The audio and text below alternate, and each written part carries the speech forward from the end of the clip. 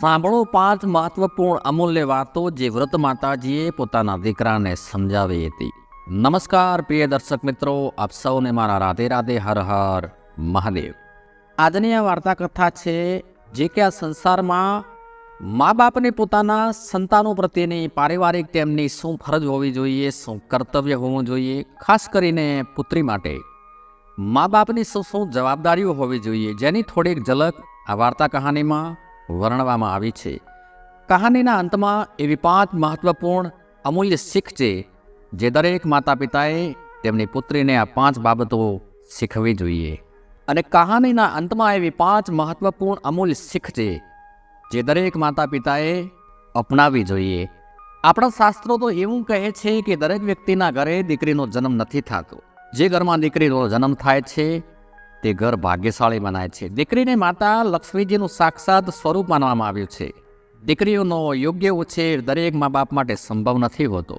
જેઓ તેમની દીકરીને વધુ પડતો લાડ લડાવે છે, તેઓ તેમની દીકરીને તેમના લાડ પ્યારથી બગાડે છે. એનો મતલબ એ પણ નથી કે કોઈ પણ મા બાપ દીકરીને લાડ પ્યાર સ્નેહ ના કરે. એ બધું જરૂરી છે, પરંતુ એની સાથે એ પણ જરૂરી હોય છે કે દરેક મા બાપ તેની કાળજી પણ રાખે, એની ઉપર નજર પણ રાખે અને રાખતા જ હોય છે. દીકરો કોઈક દિવસ ઘરે મોડો આવે તો ચિંતા ન થાય, પરંતુ દીકરી જો ઘરથી બહાર ગઈ હોય ને થોડીક મોડી પડે એટલે સ્વાભાવિક માતા પિતાને ચિંતા થાય જ. પણ અમુક પરિવારોમાં મા બાપ દીકરી કે દીકરાને લાડ પ્યારમાં વધુ પડતી સ્વતંત્રતા આપી દેતા હોય છે, જે તેમના માટે ક્યારેક ઘાતક સાબિત થાય છે. એવી જ એક વાર્તા કહાની આ વિડીયો દ્વારા રજૂ કરવામાં આવી છે. પસંદ આવે તો લાઈક કરીને ચેનલને હજી સુધી સબસ્ક્રાઈબ નથી કરી તો વાલા દર્શક મિત્રો એ કાર્યને પણ પૂર્ણ કરો અને કમેન્ટ બોક્સમાં હર હર મહાદેવ જરૂરથી લખશો, જેથી ભગવાન ભોળાનાથની અસીમ કૃપા દ્રષ્ટિ આપણા સૌના ઉપર નિરંતર બની રહેશે.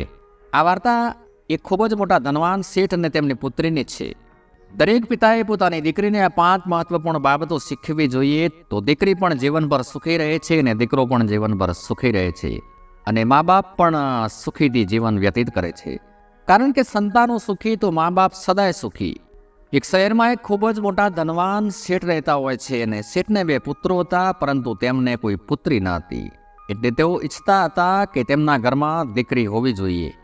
આ માટે તેમણે ઘણા બધા દાન પુણ્ય કર્યા, યજ્ઞ હવન કરાવ્યા, બીજા અન્ય ઘણા બધા પુણ્ય કાર્યો કર્યા અને થોડો વખત વીત્યા બાદ શેઠના ઘરે પુત્રીનો જન્મ થયો. શેઠના મહેલમાં તો ખુશીનો માહોલ હતો. શેઠ શેઠાણીના આનંદનો કોઈ પાર જ ન હતો. દીકરી તો બધાની લાડકવાઈ હોય છે, એટલે દીકરી મોટી થઈ, સમજણી થઈ તો શેઠ તેમની દીકરીની દરેક ઈચ્છા સમય પહેલાં પૂર્ણ કરી દેતા હતા. અને પછી તો શેઠની દીકરી પોતાના મનનું ધાર્યું કરતી અને મા બાપ પાસે મનનું ધાર્યું કરાવતી હતી. તે ઘરના નોકરોની સાથે ખરાબ વર્તન કરતી, તે બધાને ના કહેવાનું સાચું ખોટું કહેતી. સમયને આધીન એ શેઠની દીકરી લગ્નને લાયક બની ગઈ. શેઠની દીકરી મોડા સુધી બહાર ફરતી, એને ગમે તે સમયે ઘરેથી જાય અને ગમે તે સમયે પાછી આવે. તે ખૂબ જ શ્રીમંત વ્યક્તિની પુત્રી હતી, એટલે પૈસાની તો કોઈ કમી ન હતી. પણ શેઠ શેઠાણીને પોતાની દીકરી મોડા સુધી બહાર ફરે તે ગમતું નહોતું. એટલે શેઠાણી શેઠને ઠપકો આપતી કે તમારા લાડ પ્યારના કારણે આપણી દીકરી બગડી ગઈ છે. શેઠની માતાજી જે વૃદ્ધ હતા તે વૃદ્ધ માતાજી પણ દીકરાને ટકોર કરતા રહેતા, પરંતુ શેઠ તો શેઠાણીને અને એમની માતાજીને ચૂપ કરાવી દેતા અને કહેતા કે જો હું તેને લાડ પ્યાર નહીં કરું તો બીજું કોણ કરે? તે હજી નાદાન છે. દરેક વ્યક્તિએ તેમની પુત્રીઓને પ્રેમ કરવો જોઈએ અને તેની દરેક જરૂરિયાત પૂરી પણ કરવી જોઈએ, પરંતુ અંકુશ પણ હોવો જરૂરી છે. પણ એ શેઠ પોતાની દીકરીને લાડ પ્રેમથી આગળ કંઈ પણ જોઈ શક્યા નહીં. ક્યારે એ વિચાર ન કર્યો કે આજે જે પોતાની દીકરી છે તે કાલે બીજા ઘરની વહુ બની જશે.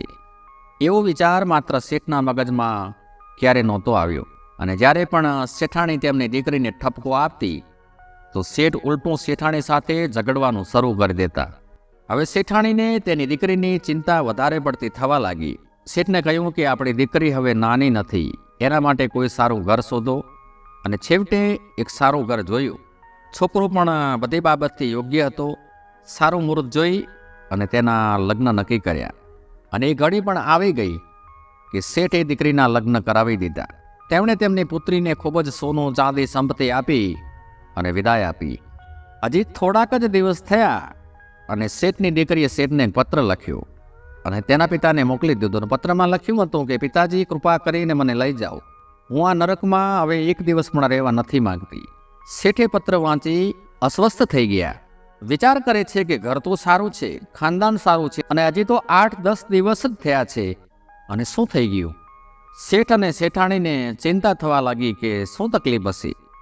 શેઠાણીએ શેઠને કહ્યું કે તમે એકવાર ત્યાં જઈ આવો, ખબર તો પડે કે શું થયું છે, અને જ્યારે તમે પાછા આવો ત્યારે આપણી દીકરીને થોડા સમય માટે સાથે લેતા આવજો. પણ જ્યારે શેઠ તેમની પુત્રીના સાસરે પહોંચ્યા ત્યારે શેઠ તેમની પુત્રીની સાસુ સાથે વાત કરવાનો પ્રયાસ કરે છે, પરંતુ શેઠની દીકરીની સાસુ શેઠની વાત સાંભળવા તૈયાર નથી. શેઠ તેમની પુત્રીના સસરાને મળે છે, પણ તેમણે પણ શેઠ સાથે કોઈ વાત ન કરી. છેવટે શેઠ જમાઈ પાસે પહોંચ્યા તો ત્યાંથી પણ જવાબ મળ્યો કે તમારી દીકરીને લઈ જાઓ, અમારે આની જરૂર નથી. તમે લગ્નમાં જે દહેજ રૂપી જે આપ્યું હોય તે લઈ જાઓ, અમારે જરૂર નથી.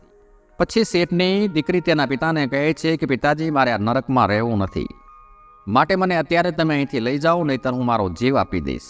દીકરીની આવી વાતો સાંભળીને શેઠ તો પોતાની દીકરીને સાથે લઈ અને પોતાના ઘરે પરત આવી ગયા. પરંતુ ત્યાંથી નીકળતી વખતે દીકરીના સાસરિયા પક્ષના કોઈ પણ સભ્ય શેઠ સાથે વાત કરી ન હતી. દીકરીને લઈને શેઠ ઘરે પહોંચે છે. દીકરીને પૂછે છે કે બેટી, તારી સાસુનું વર્તન કેવું છે? તો દીકરી જવાબ આપે છે કે મારી સામે એ સ્ત્રીનું નામ ન લો, તે સ્ત્રીએ મારું જીવવું મુશ્કેલ કરી દીધું હતું.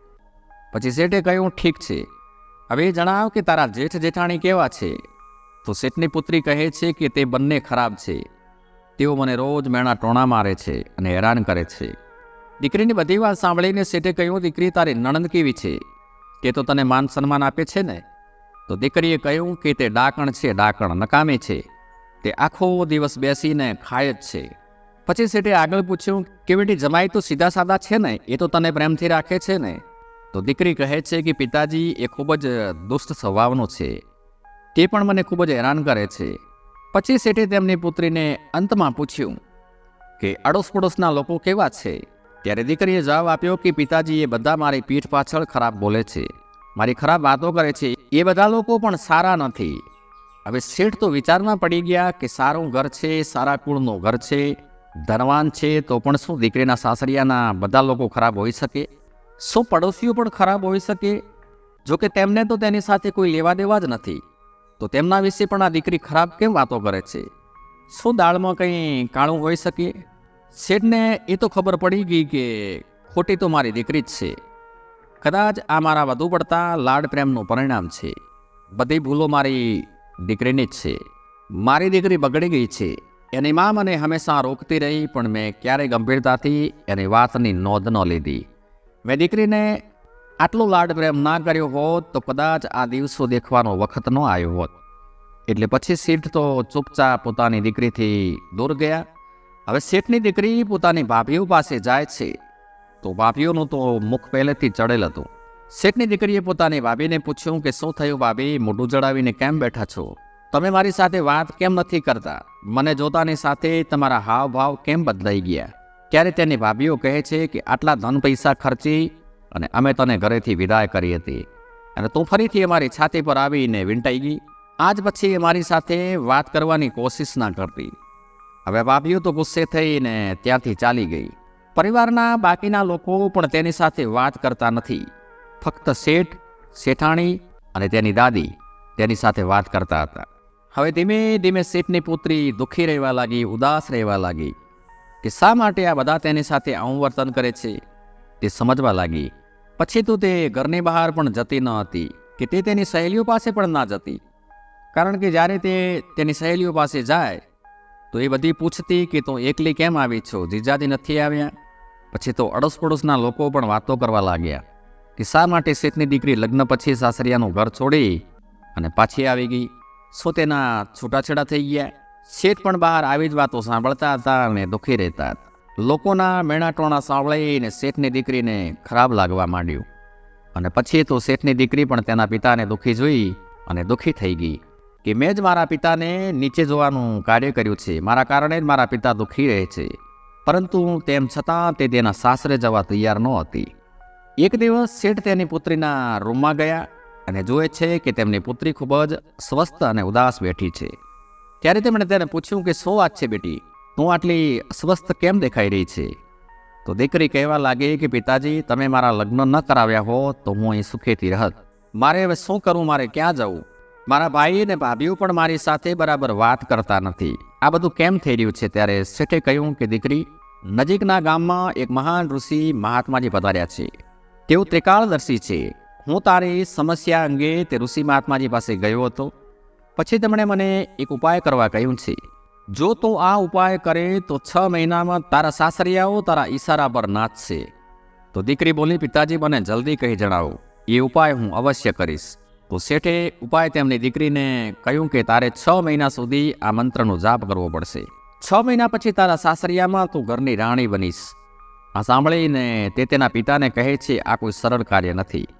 આ કામ મારાથી નહીં થાય. આ કામ તમે કરો અને મને કોઈ સહેલો ઉપાય બતાવો. તો શેઠે કહ્યું કે બીજી એક સાધના છે જે તારે 6 મહિના સુધી કરવી પડશે. સાધના કેવી રીતે કરવી તે હું તને સમજાવું. શેઠ કહે છે કે તું 6 મહિના સુધી કોઈને વળતો નકારાત્મક પ્રત્યુત્તર ના આપતી. તારે ઓછું બોલવું. તારે ઘરના દરેક વ્યક્તિ તારી ઉપર ગુસ્સો પણ કરે તો પણ તારે સંયમ રાખવાનો. વડીલોની એટલે કે તારા સાસુ, સસરા, જેઠ, જેઠાણી, અન્ય કોઈ તેમની ઇજ્જત કરવાની, માન સન્માન આપવાનું. તો દીકરી પૂછે છે કે મારે આ કામ માત્ર 6 મહિના જ કરવાનું છે કે વધારે? કારણ કે એનાથી તો વધારે હું નહીં કરી શકું. એટલે શેઠ કહે છે કે દીકરી, તારે આ કામ માત્ર 6 મહિના જ કરવાનું છે. આ એક સાધના છે અને સાધના પૂર્ણ થતાં જ જે તું ઈચ્છીશ તે થશે. અને દીકરી તો આ માટે રાજી થઈ જાય છે અને શેઠ દીકરીને સાસરે મૂકવા હાટું જાય છે. સાસરે પહોંચતા જ તેમને તેની સાસુ મળી ગઈ. તે ઘરના દરવાજે ઊભી હોય છે. સાસુ તેની વહુને ખૂબ જ ઠપકો આપે છે અને એના પિતાને કહે છે કે તમે તેને પાછા મૂકવા આવ્યા, તમે આને પાછી લઈ જાઓ. અમારે તમારી દીકરીની કોઈ જરૂર નથી. અને શેઠ દીકરીની સાસુને કહે છે કે વેવાણજી, ભૂલો તો માણસો જ કરે છે અને મારી દીકરીથી પણ ભૂલો થઈ છે. કૃપા કરીને તેને એક તક આપો. તે હવે સંપૂર્ણપણે બદલાઈ ગઈ છે. કૃપા કરીને મારી દીકરીને અહીં રહેવા દો. તેની સાસુએ કહ્યું કે એક તક આપું, પરંતુ હવે પછી તમારી દીકરી પહેલાંના જેવું વર્તન કરશે તો હંમેશા માટે પછી આ ઘરના દરવાજા તેના માટે બંધ. શેઠ સહમત થયા અને દીકરીને કહ્યું, બેટી તું અંદર જા. પછી શેઠની પુત્રી તેના સાસુના પગે સ્પર્શ કરે છે. તેને તેની સાસુની વાત સાંભળી અને ગુસ્સો તો આવ્યો હતો, પણ તેને આ નિયમોનું પાલન કરવાનું હતું. એટલે પછી શેઠની તો પુત્રી માથું નમાવીને તેના રૂમમાં ગઈ.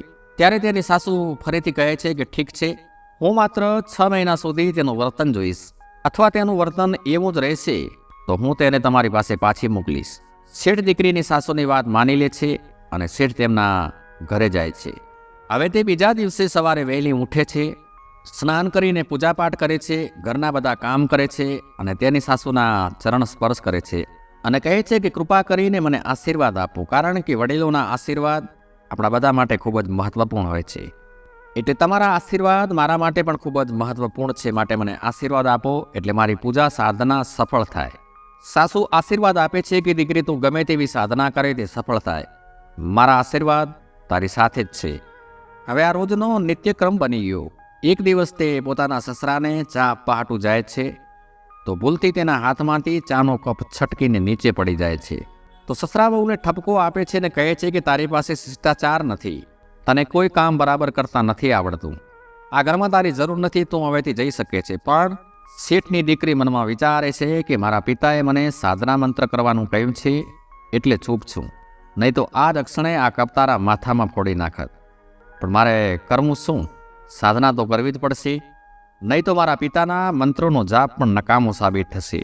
અને તેના સસરાનો ઠપકો સાંભળીને પણ તે ચૂપચાપ ત્યાંથી જતી રહે છે, કારણ કે તેને તેના પિતાના શબ્દો યાદ હોય છે કે દીકરી તારે 6 મહિના સુધી ચૂપ રહેવું પડશે, તારે સાધના કરવી પડશે. ધીમે ધીમે વખત વીતતો રહ્યો. હવે તેના સાસરિયાઓ વહુને પ્રેમ કરવા લાગ્યા. બધા એને માન સન્માન આપવા લાગ્યા, કારણ કે વહુનું વર્તન જ એવું હતું. 6 મહિના પૂર્ણ થવા આવે છે કે વહુનું વર્તન એવું જ એવું હતું. 6 મહિના પૂર્ણ થયા અને શેઠની પુત્રી ગર્ભવતી બને છે. હવે 6 મહિનાનો સમય પૂર્ણ થઈ ગયો છે. તે ભૂલી જાય છે કે હવે એ પણ ભૂલી ગઈ કે કઈ સાધના કરી રહી હતી ને કયા હેતુથી કરી રહી હતી. હવે તેનું વર્તન એ જ રહ્યું. વહેલા ઉઠવું, સ્નાન કરીને પૂજાપાઠ કરવા, ઘરનું તમામ કામ કરવું, ઘરના બધાઓને માન સન્માનથી બોલાવવા, આ બધા સારા ગુણો તેનામાં પ્રવેશી ગયા અને ખરાબ ગુણો નષ્ટ પામ્યા અને હવે તે મા બની ગઈ હતી. એ હવે સંપૂર્ણ પોતાના ગૃહસ્થ જીવનમાં પરોવાઈ ગઈ હતી. એટલે જ કહેવાય છે કે દીકરીને વધારે પડતો લાડ પ્રેમ કરવો યોગ્ય નથી. દીકરીઓને લાડ પ્રેમ કરવો જ જોઈએ, પરંતુ એ વાતનું પણ ધ્યાન રાખવું જોઈએ કે તેમનો વધારે પડતો લાડ પ્રેમ તેમને બગાડી તો નથી રહ્યો ને.